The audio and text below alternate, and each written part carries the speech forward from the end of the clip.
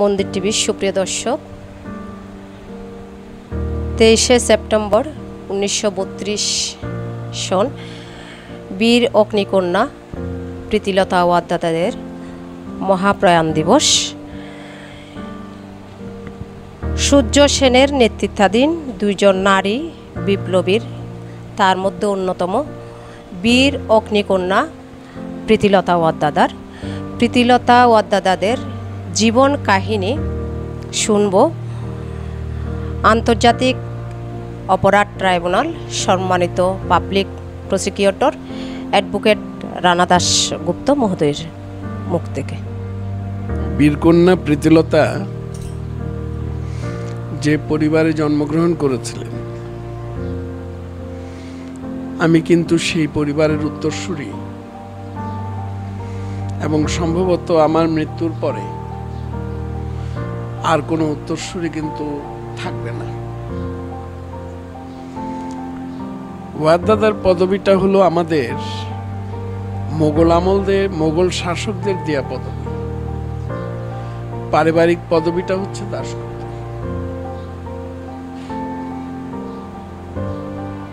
আমার ঠাকুরদাদার বাবা, তার নাম ছিল রসিক ওয়াদ্দেদার। যারা ওয়াদ্দেদার তারা ওয়াদ্দেদার লিখতেন, ব্র্যাকেটে লিখতেন দাশগুপ্ত। এটা আমার ঠাকুরদার আমল পর্যন্ত আমি দেখেছি।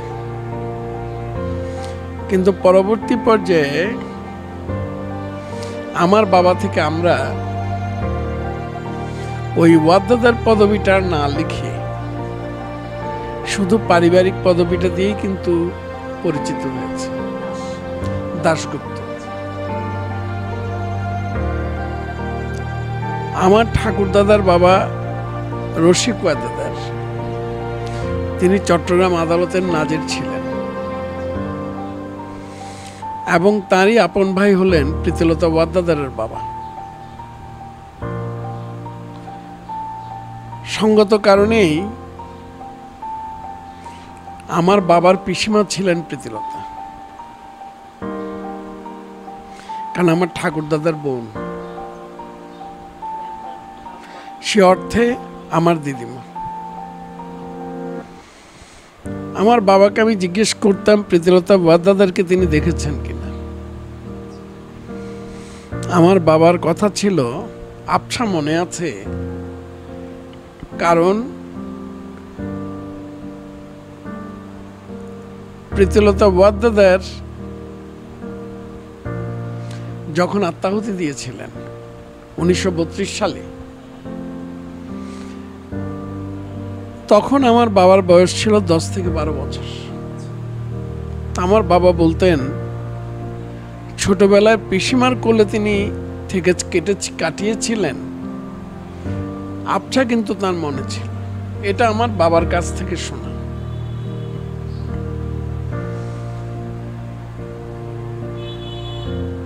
এই ওয়াদ্দেদার পরিবারটির বসবাস হচ্ছে ধলঘাটের পটিয়া থানার, চট্টগ্রাম জেলার পটিয়া থানার ধলঘাট গ্রাম, তার পাশের গ্রামটাই হচ্ছে ডেঙ্গাপাড়া। ডেঙ্গাপাড়ার যে পরিবারে তিনি জন্ম নিয়েছিলেন, যে পরিবারটি তার পিতৃপুরুষের পরিচয় বহন করে, তার কিন্তু জন্ম হয়েছিল মামার বাড়িতে, এবং মামার বাড়ি হচ্ছে ধলঘাট। বাস্তবতাটা হলো ধলঘাটের তার যে জন্মস্থান, এই জন্মস্থানটাই পরবর্তী পর্যায়ে ইতিহাসের কালপঞ্জিতে লেখা হয়ে গেছে। কিন্তু পিতৃপরিচয়ের, পিতৃপরিবারের যে বসতঘর, বসতভিটি, যেটাই তার আদি পরিচয়, আলটিমেটলি আদি পরিচয়টা এখন আর খুব বেশি লোক জানে, সেটা আমার কাছে মনে হয় না। এই বাস্তবতায় দাঁড়িয়ে কিন্তু এখন আমরা প্রীতিলতা ওয়াদ্দেদার মামার বাড়িতেই মাতুলালয়েই জন্মগ্রহণ করেছি, এবং মাতুলালয়ে তিনি শৈশবকালটা কাটিয়েছেন। এই মাতুলালয়ের পাশে বাড়ি ছিল বিপ্লবী পূর্ণেন্দু দস্তিদারের।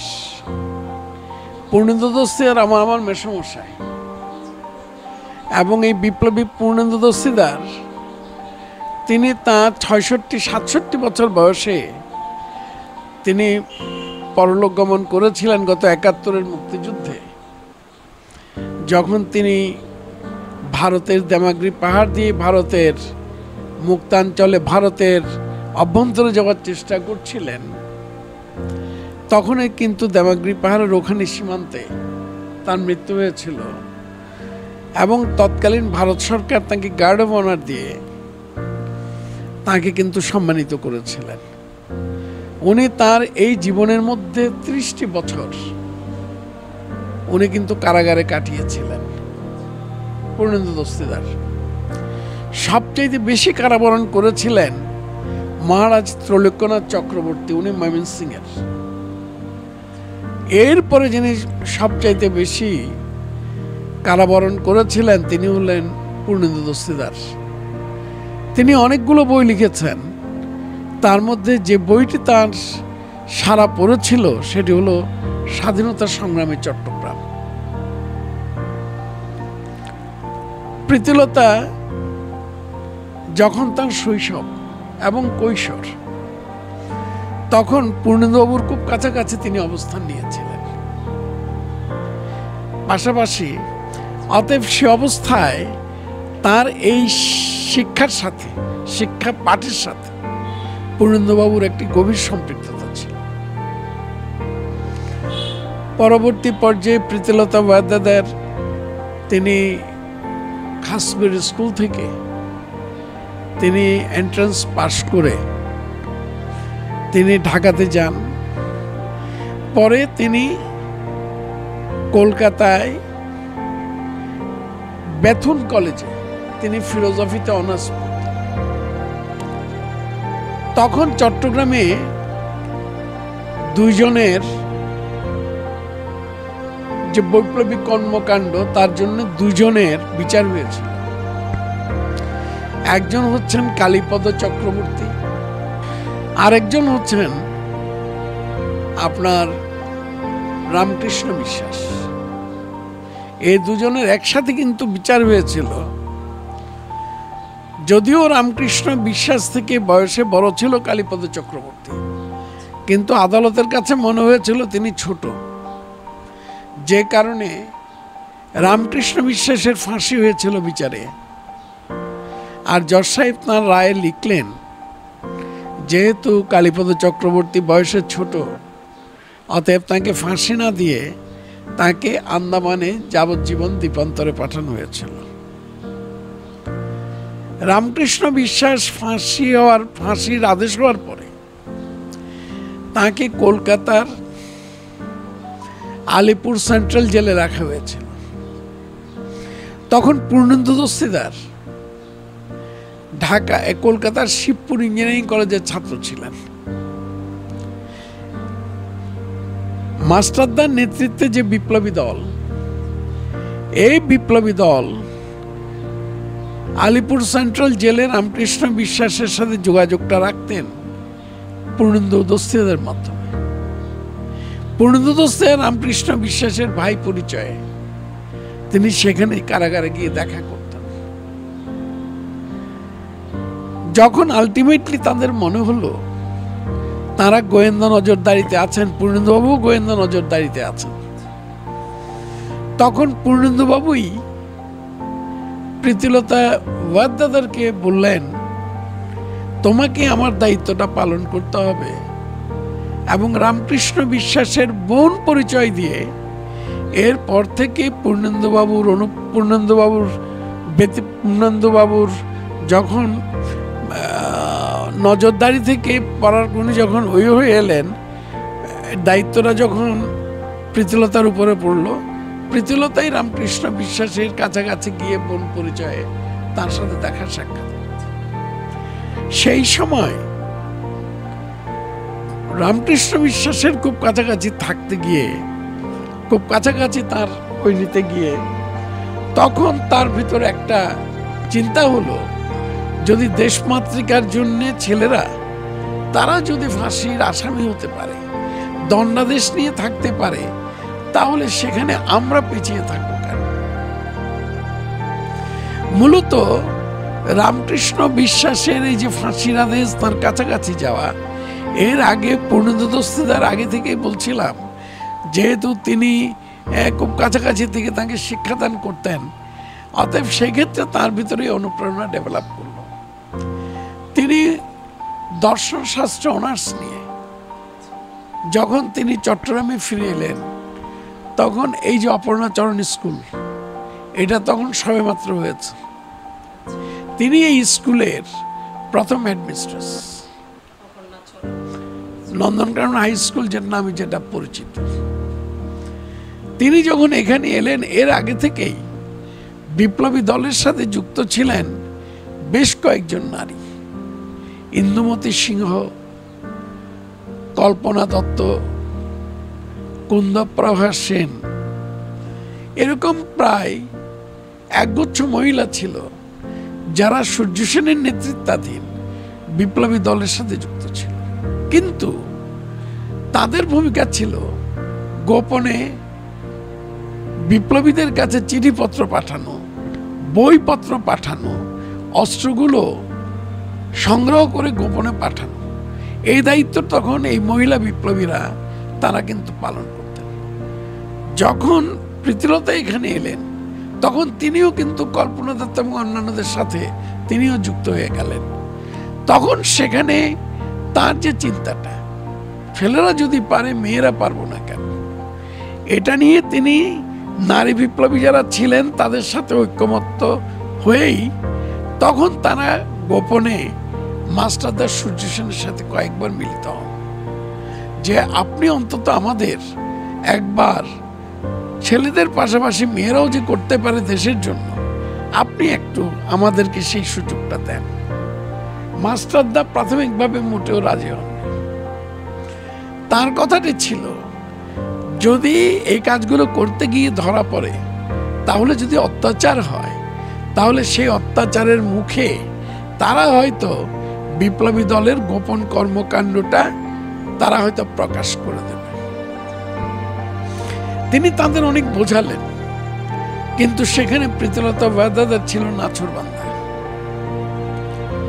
এর মধ্যে 1930 সালের চট্টগ্রাম যুব বিদ্রোহ ঘটে গেছে।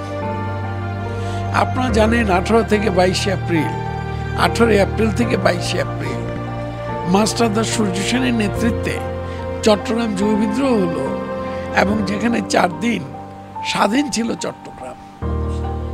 এটা 1930 সাল। এবং এই 4 দিন যুদ্ধের শেষ যুদ্ধটি হয়েছিল জালালাবাদ পাহাড়ে, যেটা ঐতিহাসিক জালালাবাদ যুদ্ধ নামে খ্যাত ছিল। এবং এটা ছিল একটা অসম যুদ্ধ।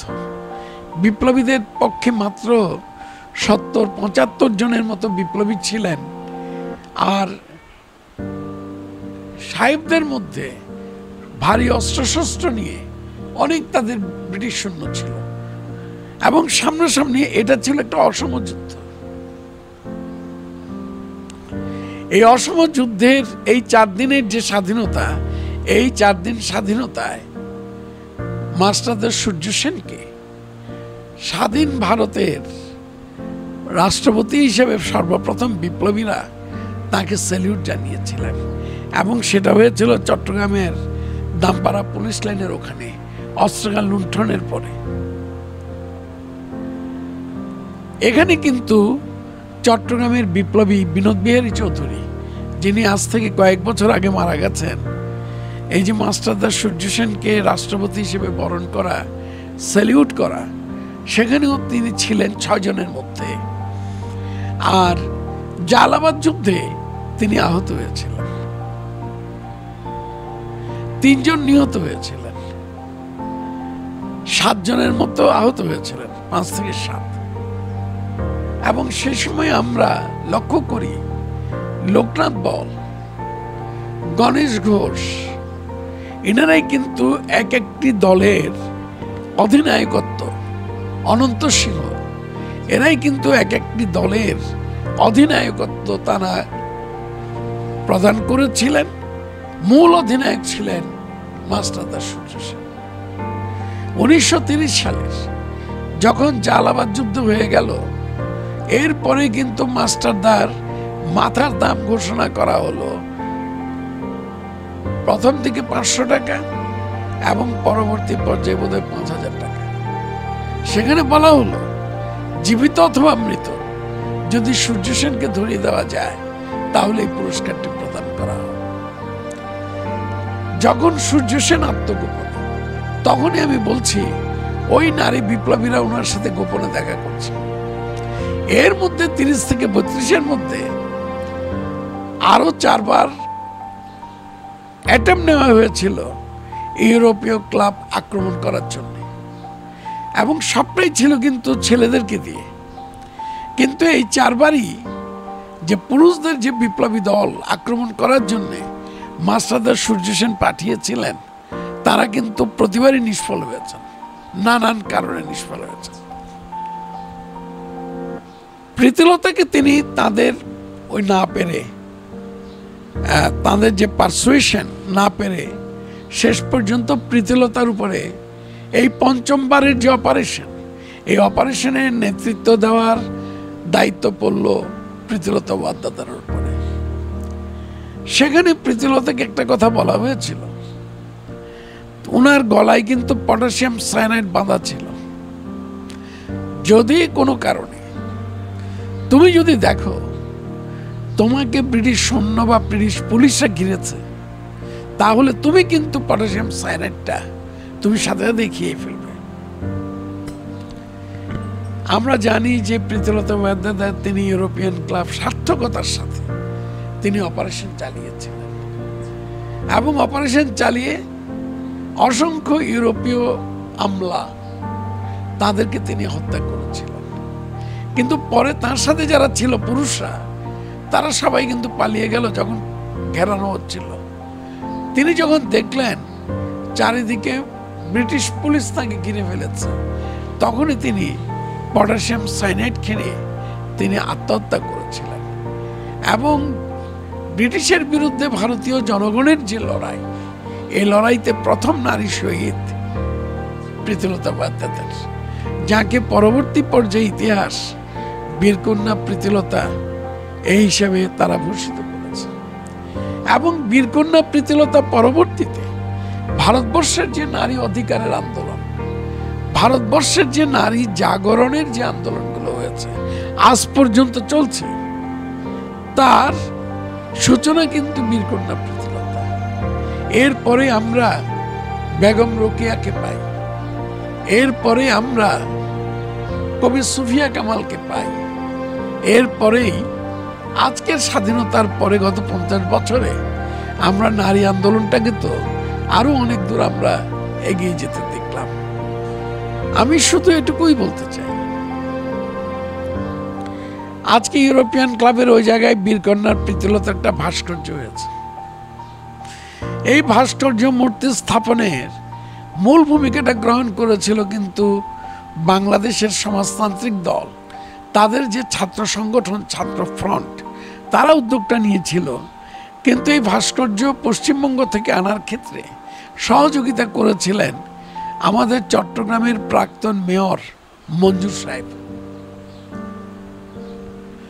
মঞ্জুর সাহেব তিনি কিন্তু এই ভাস্কর্য মূর্তি প্রতিষ্ঠায় চট্টগ্রাম সিটি কর্পোরেশনের পক্ষে তিনি কিন্তু ভূমিকাটি পালন করেছিলেন। এবং আমি বলতে চাই যে ইউরোপিয়ান ক্লাবের যে রাস্তাটি, এই সড়কটির নাম আজকে প্রীতিলতা সড়কে, আজকে প্রীতিলতা সড়ক হিসেবে আজকে এই সড়কটির নামকরণ হওয়া দরকার। এবং প্রীতিলতা ওয়াদ্দেদার যে ইউরোপিয়ান ক্লাব, সেখানে এখন রেলের কর্মচারীদের অফিস হয়েছে। আমরা দেখলাম যখন ভারতের রাষ্ট্রপতি প্রণব মুখার্জি যখন বাংলাদেশে এলেন, তিনি প্রথমেই ইউরোপিয়ান ক্লাব দেখার আগ্রহ প্রকাশ করলেন, সূর্য সেনের বাড়ি, প্রীতিলতার বাড়ি ইত্যাদি ইত্যাদি। তখন রাতারাতি ওনাকে ইউরোপিয়ান ক্লাব করে ফেলা হলো। সেখানকার সমস্ত চেয়ার টেবিল ইত্যাদি ওগুলোকে সরিয়ে ফেলে ওটাকে একটা দর্শনীয় স্থানের মতো নিয়ে আসা হলো। যেই প্রণব মুখার্জির সফর শেষ, তারপরের দিন আবার চেয়ার টেবিল ভিতরে ঢুকিয়ে ওটা কর্মচারীদের আবার অফিস ঘর হয়ে গেল। এই ব্যাপার নিয়ে আমি বলতে চাই যে আমাদের ABM ফজলে করিম চৌধুরী, তিনি স্থায়ী কমিটির, রেল মন্ত্রণালয়ের তিনি স্থায়ী কমিটির চেয়ারম্যান। তার উদ্যোগ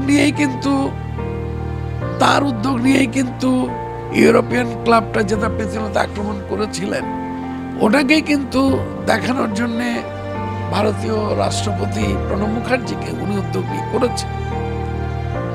আজকে আমি বলতে চাই যে ফজলে করিম সাহেব রেলের মন্ত্রণালয়ের স্থায়ী কমিটির চেয়ারম্যান হিসেবে আজকে ওই দায়িত্বটাই তাকে পালন করা উচিত।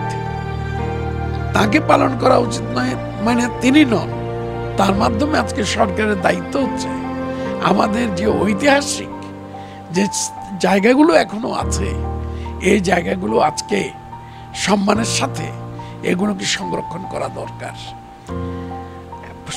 একবার সংস্কৃতি মন্ত্রণালয়ের এক বৈঠক আমি ছিলাম, আসাদুজ্জামান নূর সাহেব তখন মন্ত্রী ছিলেন।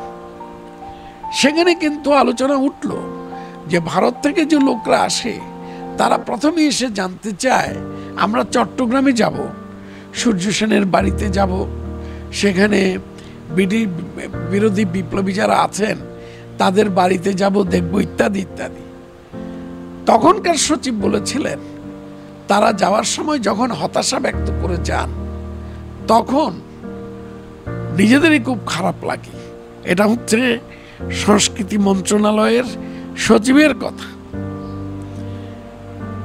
তা তখন সেখানে আমি প্রস্তাব করলাম মন্ত্রণালয়ের যে তাইলে আমাদের যে বিপ্লবীদের স্মৃতি সংরক্ষণ করার জন্য একটি জাদুঘর চট্টগ্রামে হওয়া দরকার, এবং সিদ্ধান্ত নিল সংস্কৃতি মন্ত্রণালয়।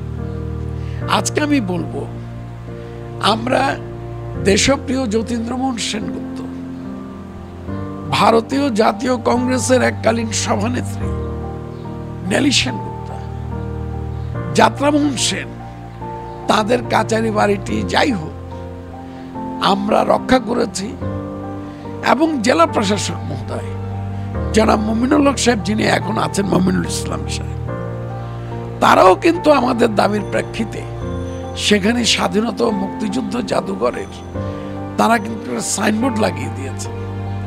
আমরাও মনে করি ওটিকে অনতিবিলম্বে সংস্কৃতি মন্ত্রণালয়ের সিদ্ধান্তের আলোকে স্বাধীনতা ও মুক্তিযুদ্ধ জাদুঘর হিসেবে প্রতিষ্ঠা করা হোক, এবং যাত্রামোহন সেন, যতীন্দ্রমোহন সেন এবং নেলি সেনগুপ্তার বাড়িটিকে তাদের নামে ভবন রেখে সেখানে আমাদের অতীত ইতিহাস ও ঐতিহ্যটাকে সেখানে স্থাপন করা হোক।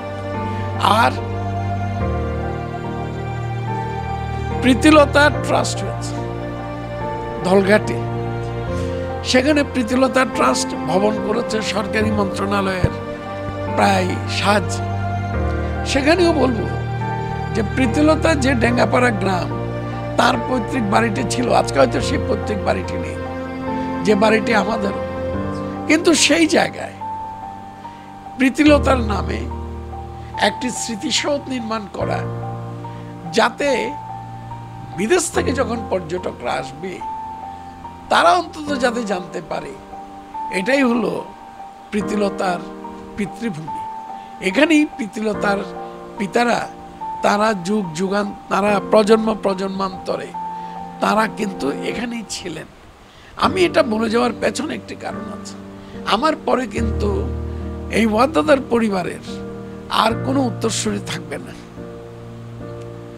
সেখানে আমি চাইব অন্তত প্রীতিলতা ওয়াদ্দাদারের একটি স্মৃতিসৌধ করে, যাতে প্রীতিলতার পিতৃ পরিচয় এবং তাদের পরিবারের যে পরিচয়, ইতিহাসের স্বার্থে এটাকে অক্ষুণ্ণ রাখা হোক। প্রীতিলতার নামে 2টি ফিল্ম তৈরি করা হচ্ছে, সম্ভবত একটার অভিনেত্রী প্রীতিলতার করছে অভিনেত্রী তিশা, আরেকটাতে অভিনেত্রী হচ্ছে পরিমণি। পরিমণির নিয়ে সাম্প্রতিক যে ঘটনাগুলো ঘটলো এই কারণে হয়তো ফিল্মটা করতে দেরি হয়ে যাচ্ছে, কিন্তু আমি যতটুকু শুনেছি পরিমণিকে নিয়েই ওরা ফিল্মটা করবে। সেখানেও আমি চাইব যে প্রীতিলতার মাতুলালয় তো থাকবেই, কিন্তু পিতৃ পরিচয়টাও যাতে ইতিহাস থেকে বিলীন হয়ে না যায়, সেখানেও যাতে অন্তত ছবিগুলোতে সেটি থাকে।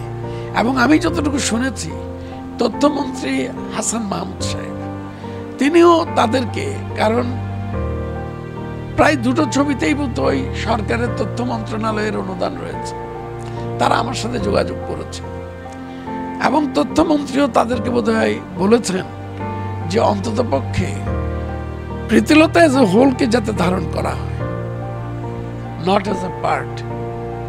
তারা আমার সাথে যোগাযোগ করেছিল। তারা হাসান সাহেব, হাসান তো আমার ছোট ভাইয়ের মতো, হাসানের কথাও আমাকে বলেছে।